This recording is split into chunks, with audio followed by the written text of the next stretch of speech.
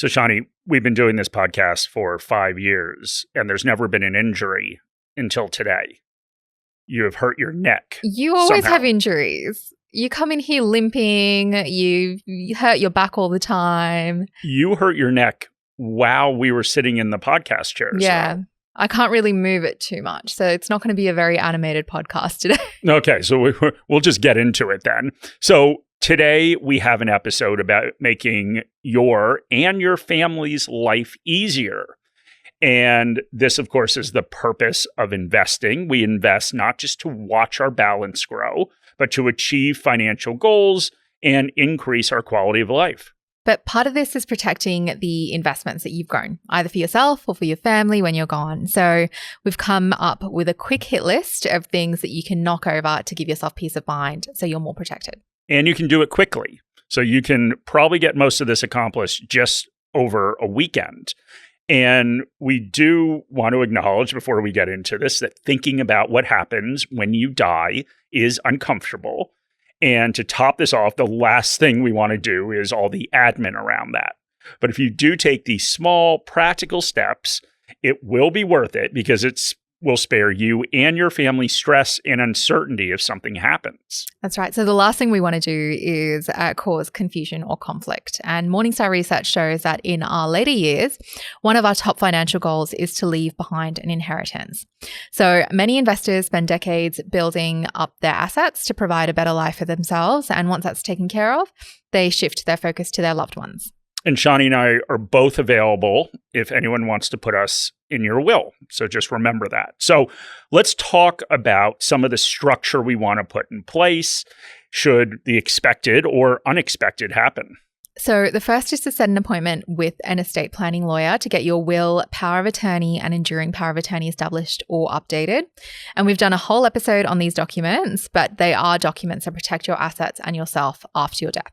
So go back and listen to that episode, but we'll do a quick rundown of the document. So let's start with a will, not Will, our amazing producer on Investing Compass, but the will that is a legal document that sets out your intentions for your assets upon your death. Without one, the decisions may be made through the legal system, which may differ greatly to your wishes. And that can cause significant delays to your family being able to access any of your assets, which can cause stress and financial anxiety when you pass. And Shani, you've actually had some experience with contests over a will, and it did get pretty bad. Yeah, I mean, I was part of a mediation. I was only observing, but it was pretty brutal. So over half of wills do get contested in Australia. So you're more likely than not to end up in this situation. You pay both sets of lawyers and you end up causing emotional damage and distance between family members. So it's important to ensure that your will is updated and as legally watertight as possible. And I've talked to an estate planning lawyer on the best ways to do this. So you can find your way to that article through the article linked in the podcast episode. We're going to move on to the next document, which is a power of attorney or a POA. And that is a legal document that gives an individual the ability to manage another's financial matters if they are not able to manage them themselves. So an example of this would be if you are living overseas and you are unable to deal with bank and financial matters, so you appoint a sibling to do so on your behalf. Another example would be an older parent is less mobile and their child goes to the bank to conduct their financial matters. And the last is an enduring power of attorney. And this allows someone to make financial decisions on your behalf, even if you've lost capacity. And it's extremely important that an enduring power of attorney is appointed before a person loses capacity because it can't be appointed after. So you really need to forward plan. If you do not have these legal documents for protection and something happens, it just becomes more complex for everyone involved. So for example, if none of the POA documents are drawn up, there's nobody that can legally make decisions on your behalf if you're incapacitated. And if you're in New South Wales, what this means is a family member or support worker will need to make an application to New South Wales Civil and Administrative Tribunal, known as NCAT, to appoint a financial administrator. But this forum can also be used if there's a contest against an individual abusing the power that they get from these legal documents.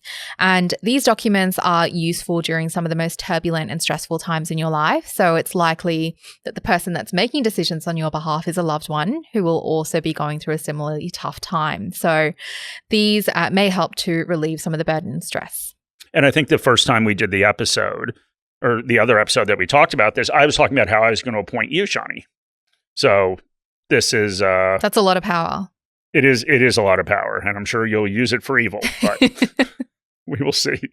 And this goes into the next point. Considering the gravity of these documents and the responsibility that they hold, updating them is just as important as creating them. So life changes, relationships change, your family may grow or shrink, and your priorities might evolve over the decade. So if you've already got these documents, you need to incorporate a regular review to make sure that your current wishes are reflected and honored if something happens to you.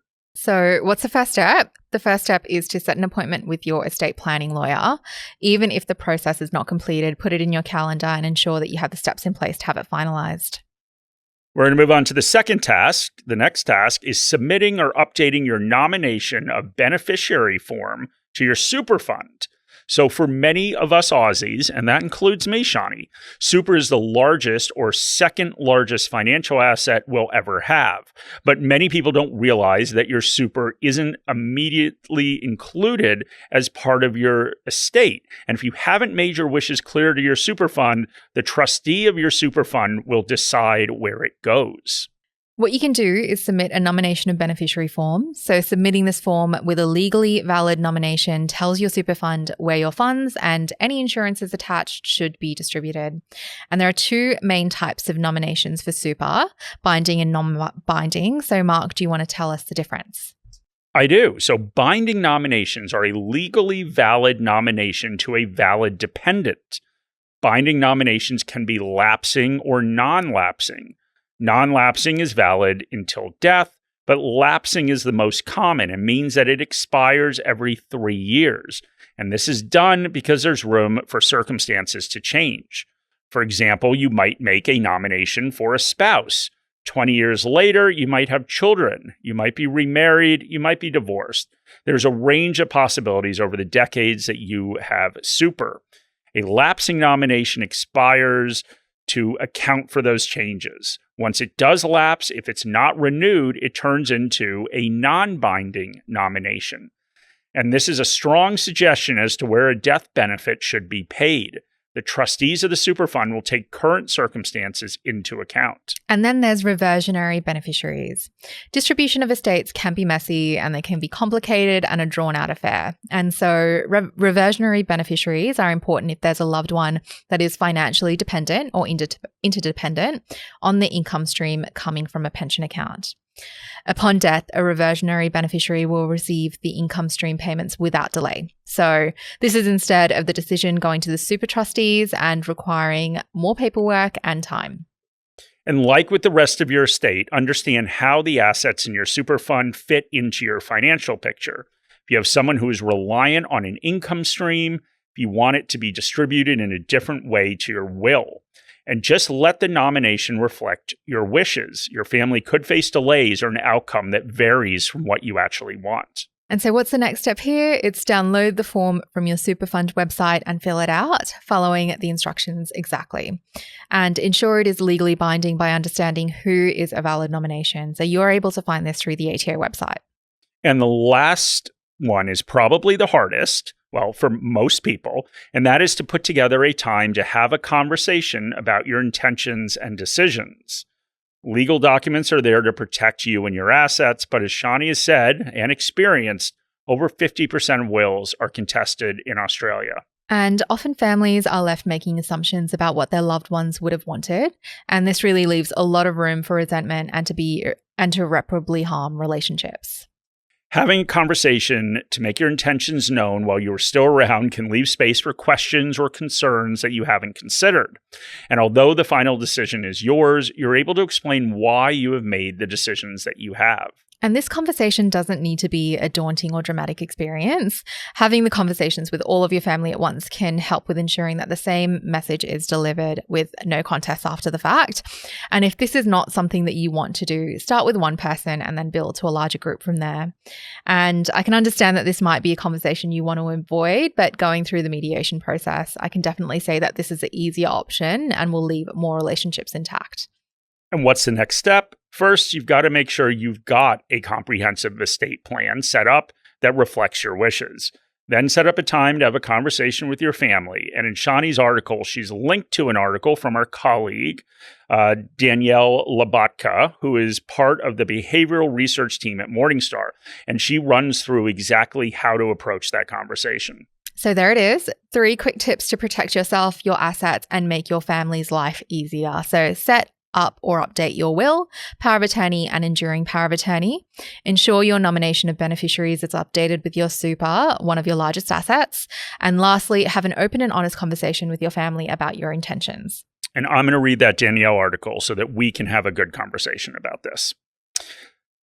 We know that this isn't the most pleasant process because none of us like ruminating on death and unexpected illness, but a large part of this is helping out your loved ones. So small practical steps will remove a burden from your family at an extremely difficult time in their lives.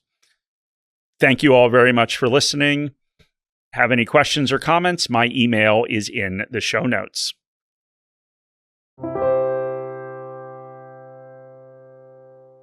This video has been prepared for clients of Morningstar Australasia Proprietary Limited and/or New Zealand wholesale clients of Morningstar Research Limited. Any general advice has been provided without reference to your financial objectives, situation, or needs. You should consider the advice in light of these matters and any relevant product disclosure statement before making any decision to invest. To obtain advice for your own situation, contact a financial advisor.